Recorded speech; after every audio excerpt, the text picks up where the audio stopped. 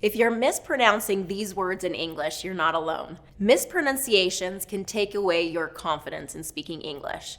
But in this video, I'll show you how to say them correctly so you'll never have to worry again. Within my program at Pronunciation Pro, we have weekly study groups where I meet with any students that are going through my Pronunciation Pro online training program.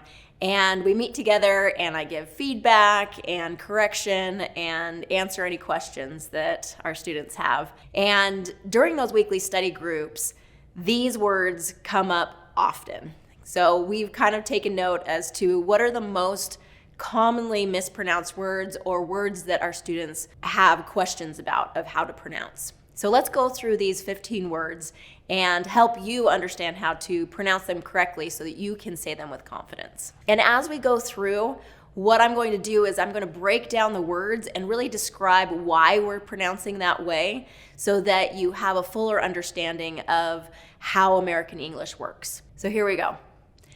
In-tris-ting. In-tris-ting. So in-tris-ting is a 3-syllable word and the stress is on the first syllable, in-tris-ting. And what's interesting about this word is that the TR has more of a ch sound to it. So whenever there's a TR blend, then native speakers really change that to more a ch sound, chur, with more of like a CHR. And this is just because it's easier. It's kind of a common reduction that native speakers do. So interesting, interesting. So the next one is pree-fer. So this is 2-syllable word and it's 2nd syllable stress. And the first syllable gets a reduced pronunciation. That vowel gets reduced. So pree-fer. All right, the next one is I-deeu.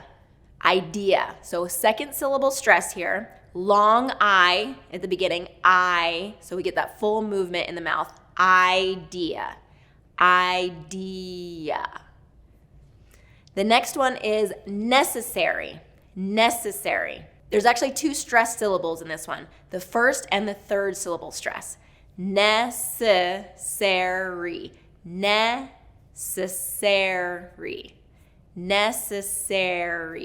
And make sure you get that full AR vowel pronunciation, air.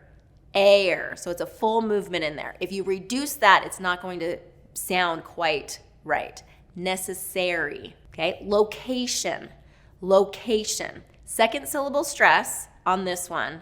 And that long O in the first syllable is really important. Low. So round that O. Don't reduce it. Get that full long vowel pronunciation. Location. And the same thing with that A in K. We're going to get that full A in there. So a lot of my students really struggle with that the full long vowel pronunciation. So that's where we have to get that full movement and give time for those long vowels. Location. So that's a good one to practice to get those long vowels in place. Industry. So this is 1st syllable stress. So this is a good one for those short I vowels. Industry. And it's kind of a combination between dis, we can do industry and industry. I've heard it both ways. Industry, but sometimes it's reduced to industry. Develop. Okay? Develop is 2nd syllable stress. Develop. Okay? And that first syllable is reduced to that short I. Develop. Consider is 2nd syllable stress. All right, our next one is sometimes. 1st syllable stress here, sometimes. And I have to say that a lot of these words, it's the stress that gets pronounced incorrectly and vowels. That tends to be the hardest part on these words. So sometimes we get that long I in times. Sometimes. Communicate.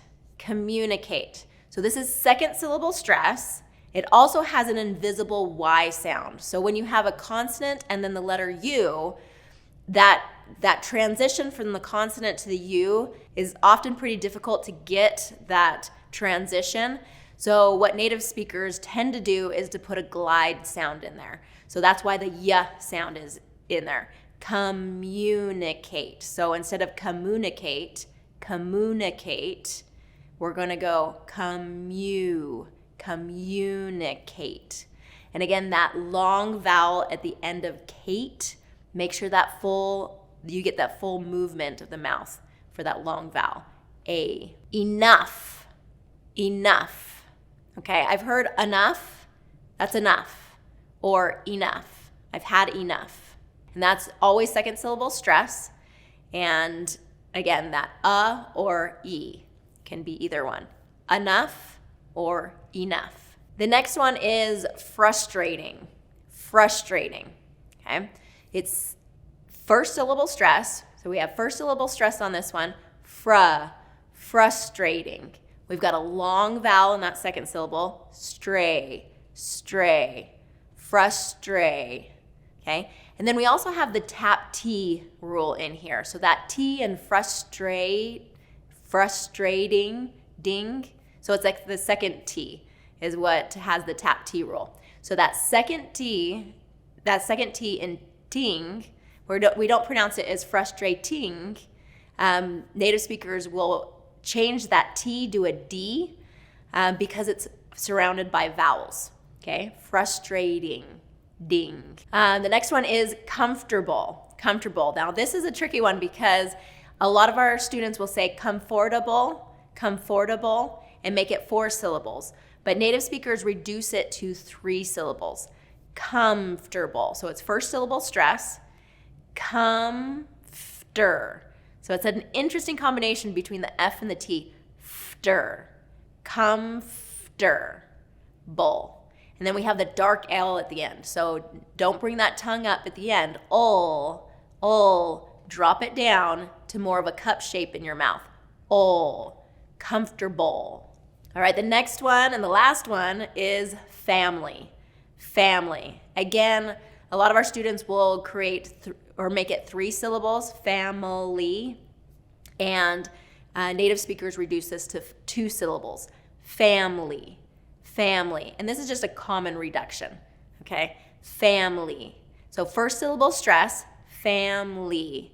E. And we want to make sure that that long vowel at the end, E, is in there. All right, so I hope that this was helpful in getting all of these 15 words and breaking them down and helping you see that we have to get those full long vowel pronunciations. We have to get the stress correct. And as you do this and you practice this, there will be a lot more confidence in being able to say them correctly. Bring that awareness to your pronunciation in these words. And as we break them down, that's the goal for me, is to bring that awareness of why we're saying it the way we do.